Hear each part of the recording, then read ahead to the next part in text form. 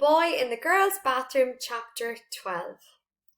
Just before the end of the lunch period, someone knocked very lightly on the door to the counsellor's office. "Come in," said Carla.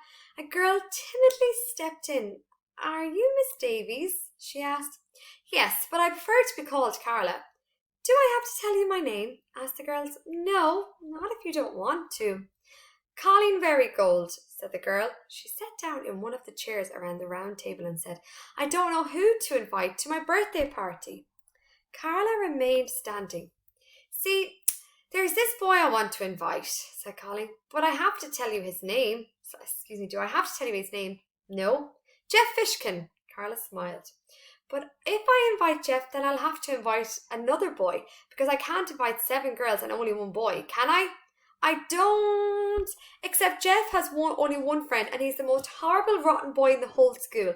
I can't invite Bradley Chalkers to my birthday party. I just can't." She took a breath. "So what should I do?" "You want me to tell you whom to invite to your birthday party?" "Laurie says you're good at solving problems." "Laurie solves her own problems. I just help her to think for herself." "But I don't know what to think," Colleen exclaimed. "I can't invite 7 girls and only 1 boy, and I can't invite Bradley." "When's your birthday?" "November 13th. "Then you still have plenty of time," said Carla. "Let me give you a form for your parents to sign. Right now, I'm not even allowed to talk to you without your parents' permission." "That's dumb." "No, it isn't," said Carla. "Some parents don't want strangers giving advice to their children." "But my parents won't care," said Colleen. "They said I can invite anybody I want to my birthday." "That's not the point," said Carla. She handed her the form. Colleen reluctantly took it. "Can't you just whisper it to me?" she asked. Carla shook her head. Melinda and Laurie were waiting for Colleen when she came out.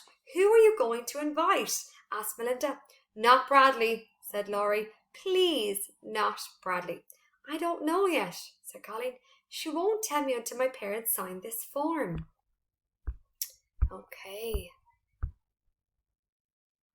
Chapter 13. There's a Boy in the Girls' Bathroom. Bradley dragged his feet as he walked to Carla's office. She was waiting in the hall for him. "It's a pleasure to see you today," she said. "I appreciate your coming to see me." She held out her hand. He stepped past her and sat down at the round table. She sat across from him. "The reason the president doesn't wear a hat is because the doorways are too low," he said. "He used to wear one, but every time he walked through a door, it hit his hat and it would fall on the floor." "That makes sense," Carla agreed. "Thank you for sharing that with me. But," she whispered, "I thought you weren't allowed to tell me such a top secret information." "The president says he trusts you," said Bradley. "Thank you, Bradley," said Carla. "I'm glad you trust me." He looked at her as if he thought she were deaf. He hadn't said he trusted her. He said the president trusted her. But he decided to let it go. She was wearing a yellow shirt with large green triangular buttons all the way down the front. On one side of the buttons was a big white exclamation point, and on the other side there was a big white question mark. "Jeff trusts you," he said. "I understand you two have become friends," said Carla. "We're best friends." "That's wonderful," said Carla. "Today after school we're going to do our homework together at his house. I'm going to help him with the stuff he doesn't understand." "That's very nice of you," said Carla. "I'm sure Jeff appreciates having you as a friend." "I'm his only friend," said Bradley. "But even if he had other friends—" "He won't have any other friends," Bradley interrupted.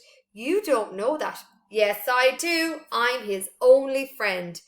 "But suppose he makes new friends." "I don't want him to." "But if he made new friends, then his new friends could become your friends too." "He won't," said Bradley, shaking his head.